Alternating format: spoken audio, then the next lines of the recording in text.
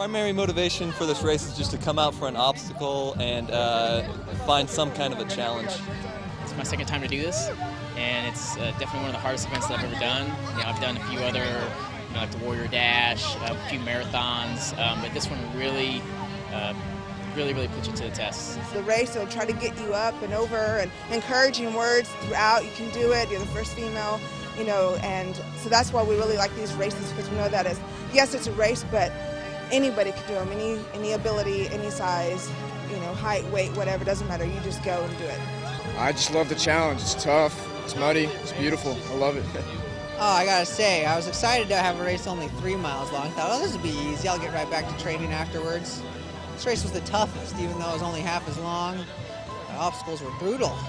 There's a lot of off-course cross-country type stuff where there's a lot of hills, a lot of going through creek beds, coming over netting. There was a couple over, under, through obstacles, some more hills, and then the obstacles started getting a little more challenging. We're always thinking about appealing to a broad range of people from all different walks of life, from basic weekend warriors to elite athletes that we attract.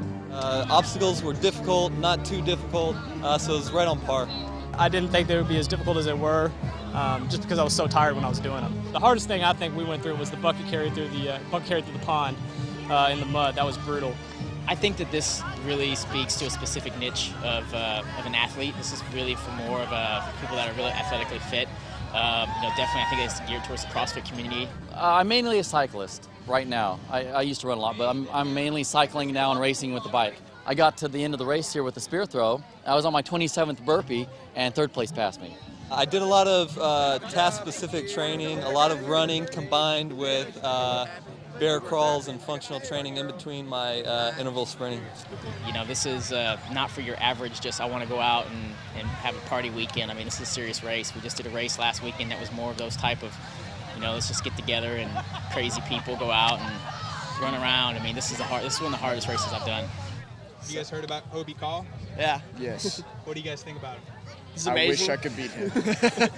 His endurance is out of control, and he maintains a steady pace. High energy, really competitive, but a really nice guy, and so he's really going to do really well. I'm here. I'm going after $100,000 if I can win all the Spartan races this year. So this is the third race. First one was in California. Second one was in Arizona, and now I'm here in Texas, and I've won 3, so I'm off to a good start. He found the Spartan circuit, thought that would be good for him. He's been doing great at it, obviously. This is his 3rd win, and he plans on winning all of them. And I think he has a good chance of doing it. I think the guy's a beast. I've been following him. I think he won two Super Spartans. That guy's the truth, man. He's an athlete. That's out of control. That's one of the hardest races I've ever run. Like I said, after about half mile, we hit a series of hills, and he took the hills right in stride, didn't break pace, and at that point I was done. I wasn't ready for the hills. I saw him, he wasn't too far away, and I felt like on the obstacles I was starting to make a little bit of ground, but we'd hit the running spots and Hobie would take off, and he's just a really fast guy. A lot of hills. I love the hills. First few obstacles are great, my kind of thing. Then that first barbed wire is so long, I'm getting chopped up on the rocks. You get going, you're getting tired, and then you got to run through some muddy lake, and then you got to pull some buckets and go all the way around a pond and mud that deep, and that's where I lost it. From then on, I was just jogging, trying to finish. And I missed the spear throw in my first 2 races, and I thought, that is not happening again. So my brother made me a spear, and I was going to spend a whole week practicing nonstop till I could throw the thing, and as soon as I got it, I hurt my back, and so I wasn't able to practice because I couldn't twist my back like that, so I was hurt. I wasn't able to run or anything all week, actually. And so once again, I get to the spear throw and missed. I was probably 6 minutes behind him today. So 2nd and 3rd were 6 minutes behind him. He's unbeatable.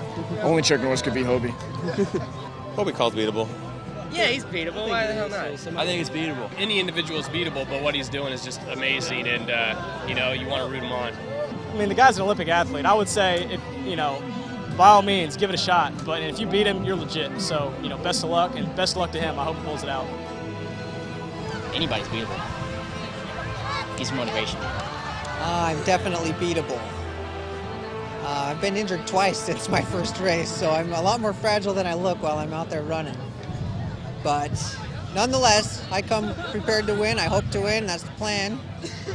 And I'm not going to let anyone off easy, that's for sure.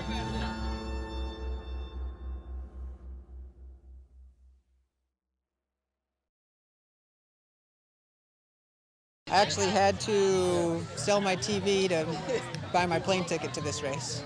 It was worth it though. Who needs a TV when you can run races?